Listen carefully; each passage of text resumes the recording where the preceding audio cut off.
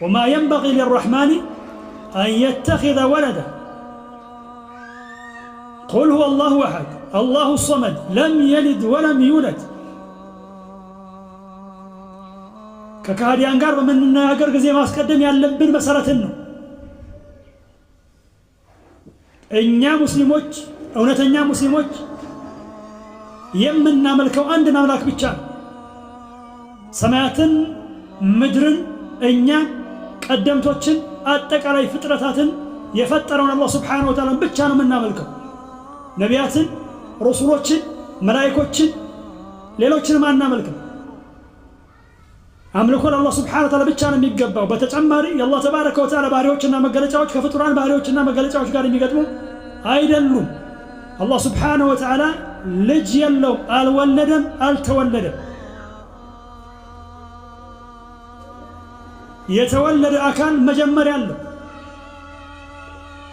የተወለደ አካል ወላጅን ይሻል፣ ወላጅን ይፈልጋል። የተወለደ አካል ማህፀንን ይፈልጋል። የተወለደ አካል እንግዲህ ልጅን ይፈልጋል። የተወለደ አካል ከተወለደ በኋላ ቅርሻትን ይፈልጋል። የተወለደ አካል ከተወለደ በኋላ ብዙ ነገርን ይፈልጋል። የተወለደ አካል ሊበላ ይፈልጋል፣ ሊጠጣ ይፈልጋል። ከበላ ከጠጣ በኋላ የሚከተለው ነገር አለ። ወደደም ጠላም ካና የእኩላን الطعام አላህ ሱብሓነሁ ወተዓላ ዒሳንና እናቱን ሲገልጻቸው ነበሩ ምግብን የሚበሉ ነበሩ። ዑለማ እንደሚሉት ከዚህ በፊትም እንዳወሳነው እዚህ ላይ ምግብ የሚለው በዋናነት ተፈልጎበት አይደለም። እሱም ምንድነው? ከምግብ በኋላ የሚከተለው ነገር በእነሱ ላይ ይሄድ ነበረ። ነገሩ ይህ የሆነ አካል ሊመለክ አይገባውም፣ ሊያመልክ እንጂ።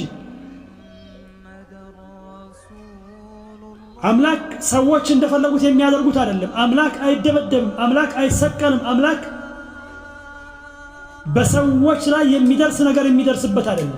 ነቢያቶችን በተመለከተ ነቢያቶች ሰዎች ናቸው። ምንም እንኳን ከወህይ አንፃር እነሱ የተለየ ነገር ቢኖራቸው ሰዎች ላይ የሚሄደው ነገር በሙሉ በእነሱ ላይ ይሄዳል። ይበላሉ፣ ይጠጣሉ። መብላትና መጠጣትን ተከትሎ የሚሄደው ነገር በአጠቃላይ በእነሱ ላይ ይሄዳል። አጂብ እኮ ነው በጣም። እየበላ እየጠጣ ከበላና ከጠጣ በኋላ የሚከተለው ነገር ሁሉ እየተከተለው አምላክ ተብሎ ይባላል። ኢስላምን የተሰጠ ሰው አላህ ሱብሓነሁ ወተዓላን በሰፊው ሊያመሰግን ይገባዋል። አመስግነን የምንዘልቀው አይደለም። ለዚህ አቂዳ ለዚህ ለጠራ እምነት ማለት ነው። ነገር ግን ዝንጎች ነንና የሚፈለገውን ያህል ይቅርና ከሚፈለገውም ዝቅ ብለን በትንሹም አላህ ሱብሓነሁ ወተዓላ አላመሰገንን። ጠባቂው አላህ ሱብሓነሁ ወተዓላ ብቻ ነው። መጨረሻችንን አላህ ያሰማን።